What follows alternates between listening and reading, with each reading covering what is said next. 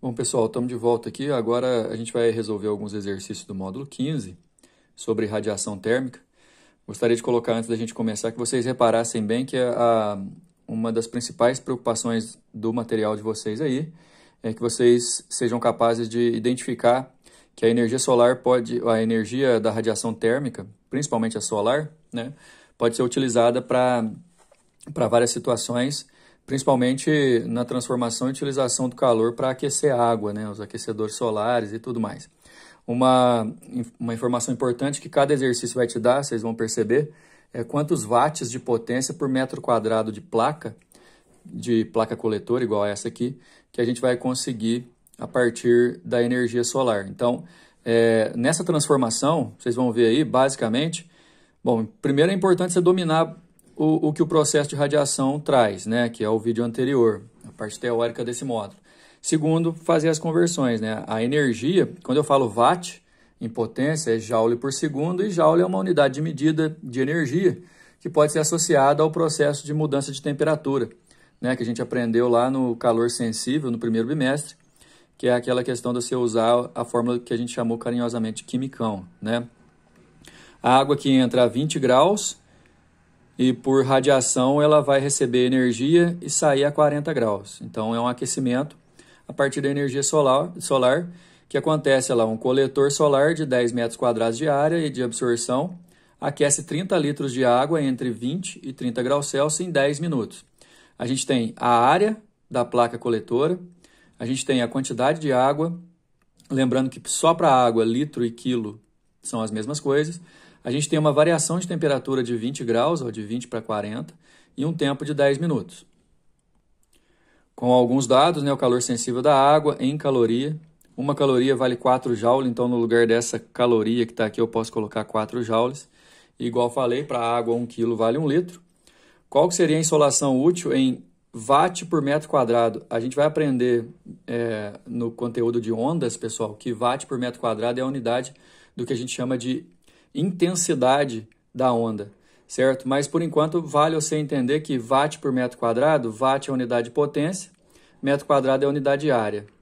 Então, se eu dividir a potência pela área, eu consigo resolver esse exercício. Lembrando que a área, a gente viu aí anteriormente, é de 10 metros quadrados. Basta eu calcular a potência, que precisa da energia e do tempo. O tempo eu já tenho, que são 10 minutos. Para calcular essa energia, eu vou calcular a energia do processo de aquecimento da água pela fórmula do quimicão, calor sensível. Massa de água são 30 quilos, aí eu coloquei 30 vezes 10 ao cubo porque eu passei para grama. Calor sensível está em grama, olha aí. 4 é o valor do calor sensível porque eu quero a potência em watt, então essa caloria aqui tem que estar em joule. E a temperatura da água, de acordo com o desenho que a gente viu anteriormente, vai de 20 para 40, então ela varia 20 graus. Fazendo essa multiplicação, consegui achar que a energia total do processo, 24 vezes 10 a quinta joule. E agora eu vou dividir essa energia em joule pelo tempo em segundos, ó, são 600 segundos, os 10 minutos. E aí eu vou descobrir a potência em watts.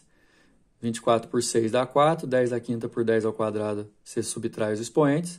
4 vezes 10 ao cubo é a potência em watts, dividido por 10 da área, vai dar 4 vezes 10 ao quadrado, você subtrai o expoente aqui, né? 4 vezes 10 ao quadrado, watt por metro quadrado, a resposta é a letra D. Número 2 vai cobrar basicamente a mesma coisa, só que vamos ficar atento assim, para essa situação. 60% da energia que a gente consegue coletar do Sol que vai ser aproveitada só. E essa energia, ó, em forma de intensidade, são 700 watts por metro quadrado, só que eu não vou usar 700 watts, eu vou usar 60% disso. Um coletor solar tem área de 2 metros quadrados, em rendimento de 60%, fornece energia para 200 kg de água contida em um reservatório termicamente isolado. Considerando-se que a intensidade da radiação na região, em um determinado período do dia, é 700 watts por metro quadrado, o calor sensível da água, olha só, gente, joule por quilograma, né? Eu vou poder usar a massa da água em quilograma, a energia já vai sair em joule, e que toda a energia útil recolhida pelo coletor seja transferida integralmente para a água do reservatório. É correto afirmar que a variação da temperatura sofrida pela água em graus Celsius, no intervalo de, ó, o tempo, ó, 1 hora, só que como aqui está em watt, eu vou ter que usar essa 1 hora em segundos, ok? Dá uma olhada na resolução. Então, como eu havia dito, ó, são 700 watts por metro quadrado, mas eu não vou usar tudo, eu vou usar só 60%. Ou você faz uma regra de 3, chamando 700 de 100 e x de 60%, ou simplesmente você multiplica por 0,6, dá o mesmo efeito. Então, para nós, pessoal, a potência de 420 watts por metro quadrado, só que a placa lá tem 2 metros. Então, olha a potência útil para mim, 840 watts, que é o mesmo de 840 joules em 1 segundo. Lembra que ele está querendo calcular em 1 hora? Em 1 hora são 3.600 segundos, aí eu multiplicando cruzado, ó, essa quantidade aqui que eu não coloquei o resultado, 3.600 vezes 840, é a quantidade de energia que eu consigo em 1 hora. Essa energia vai ser transformada em calor sensível para aquecer a água, então eu vou usar a fórmula do calor sensível. A energia, 3.600 vezes 840, a massa, 200 quilos. Eu deixo em quilo porque lá no enunciado o calor sensível de 4,2 vezes 10 ao cubo já está em quilo. E eu posso colocar assim porque também já está em joule, essa energia aqui é joule. E o delta-θ da variação da temperatura. O resto é só a gente conseguir fazer as contas.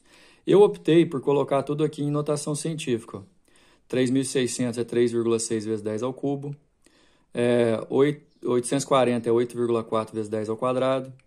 200 é 2 vezes 10 ao quadrado. E aqui já está em notação científica. Aí você dá uma olhada numa coisa, ó. Esse 10 ao quadrado aqui eu posso cortar com o 10 ao quadrado do outro lado, né? Porque são lados opostos e está tudo multiplicando, um em cada lado. 10 ao cubo eu também consigo cortar, ó. E aí, galera, ó, 2 vezes 4,2 dá 8,4, que eu consigo cortar também. Enfim, eu consigo cortar tudo menos o delta-θ e o 3,6. Então, eu já achei a resposta. A variação de temperatura ali em 1 hora vai ser de 3,6.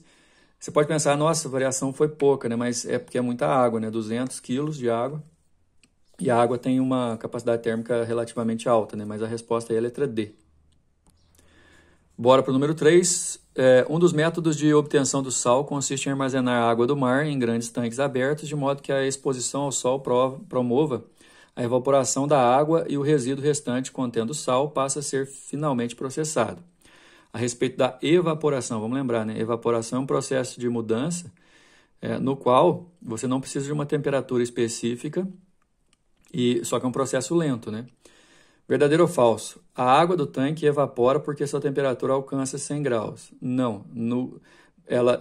Para a água entrar em ebulição que você precisa alcançar os 100 graus. Para ela evaporar, não. Então, isso está falso. Ao absorver radiação solar, a energia cinética de algumas moléculas de água aumenta, né? Porque elas estão recebendo energia e elas aumentam a agitação. A energia cinética que essa frase se refere é a agitação das moléculas.